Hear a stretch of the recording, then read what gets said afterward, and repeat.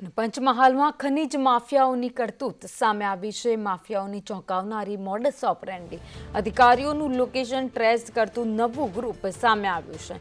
નવા ગ્રુપમાં જોડાવા માટે 500 રૂપિયાની માંગણી કરાઈ છે। નવા ગ્રુપમાં જોડાવા માટેની ઓડિયો ક્લિપ પણ વાયરલ થઈ છે। તો ગરવી ગુજરાત મદદગાર રંગીલા રાજા ગ્રુપ હાલ એક્ટિવ થયું છે। પંચમહાલ, મહીસાગર અને દાહોદમાં પણ અધિકારીઓની રેકી કરવામાં આવી રહી છે।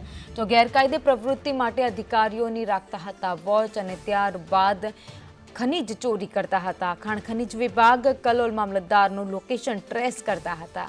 ગોગંબા મામલતદાર પુરવઠા અધિકારીનું લોકેશન પણ શેર કર્યું હતું।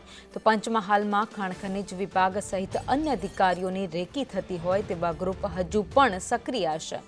હાલ પણ ખનીજ ચોરી તેમજ 2 નંબરી ધંધા સાથે સંકળાયેલા લોકોના અનેક ગ્રુપ સક્રિય છે, જેના ઉપર હવે તાત્કાલિક કાર્યવાહી થાય તે ખૂબ જરૂરી છે।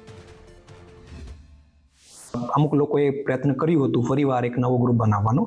તાત્કાલિક એવા 3 લોકોને પોલીસે પકડી પાડ્યા છે।